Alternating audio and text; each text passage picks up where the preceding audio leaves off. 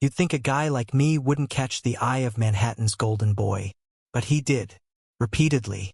Like a bad rom-com where the billionaire heir won't take no for an answer. Except this one smelled like cedarwood and sincerity. 3 years. That's how long Carter Kingsley made it his mission to worm his way into my life. And I tried God. I tried not to let him. Because people like him don't belong in my world. And I don't survive in his. I was 21 when it started.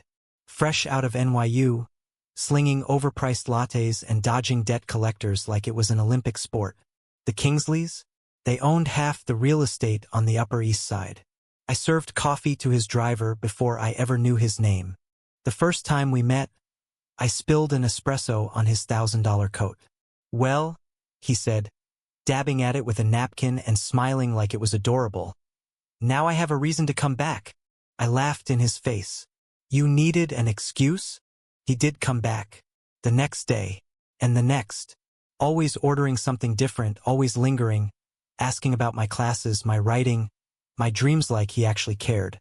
I was suspicious. No rich guy cared about my poetry class or my dreams of publishing. But Carter listened. Then came the first time he waited outside after my shift. "You shouldn't walk home alone this late," he said. His coat was dry cleaned. His hands were bare, red from the cold. "Let me give you a ride." "Not a chance," I said. "Pretty sure that's how half the true crime stories start." He laughed. "Then let me walk you. Safety in rich boys with trust funds." And so he walked me, every night after that. At first, it was easy to pretend I wasn't falling. To pretend I didn't notice the way he looked at me like I was worth more than my paycheck or my broken family or my secondhand sneakers. But feelings don't ask for permission. They sneak in when you're tired, when your walls are down, when he's holding an umbrella over you during a thunderstorm and offering to read your writing just because. And then he kissed me.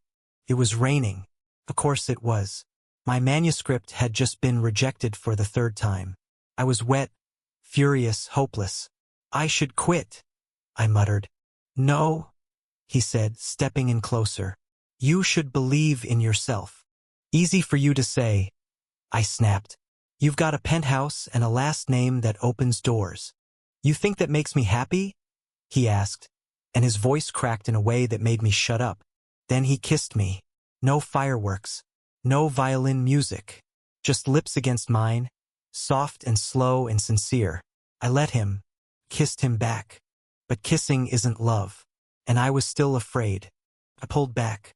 "This isn't your world, Carter. And I'm not some charity case." God, he made it hard.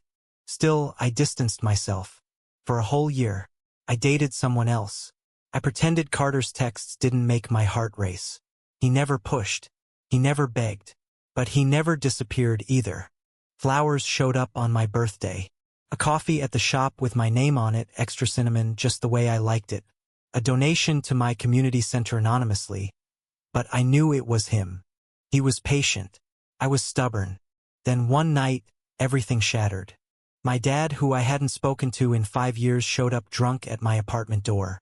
Screaming, slurring, spitting poison. My neighbors stared. I wanted to crawl into the ground. And Carter? He was there. Somehow. He pulled up in his sleek black car.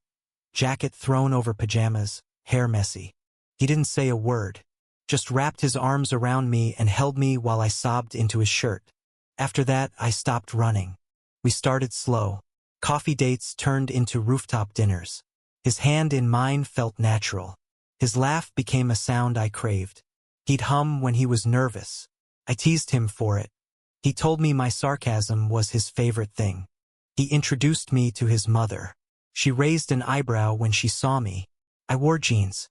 She wore Chanel. But Carter didn't care. "He's the one," he said, like it was the most obvious thing in the world. She didn't smile. But she nodded. The tabloids weren't so kind. Kingsley Heir caught slumming it with barista boy. Carter's charity romance. A queer power move or temporary rebellion? I told him to run. I didn't want to be his scandal. "I'd rather be your scandal," he said, "than a king with no kingdom." Some nights I'd wake up next to him and stare. How could someone so golden love someone so cracked? "You don't have to fix me," I whispered one night. "I don't want to," he replied.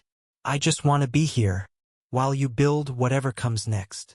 I told him I loved him a month later, at a tiny bookstore in Brooklyn, surrounded by dusty poetry anthologies and the scent of old pages. "I know," he said, grinning like the sun. "I've always known." He asked me to move in with him a year later. "Not to the penthouse sold that. Too many ghosts," he said. "Let's find our own place." We did. A modest brownstone in Harlem.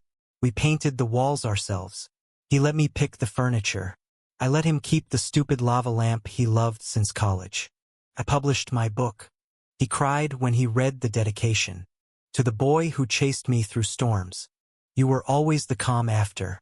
And now, 3 years after the spilled espresso, I stand in front of our little garden, his arms wrapped around my waist, and realize I was never just being chased. I was being seen, chosen, loved. Even if everyone called him the Kingsley Heir, to me he was always just Carter. The boy who didn't give up, who showed up, who stayed. And thank God he did. Thank you for listening. Don't forget to like and subscribe to stay updated with the latest videos.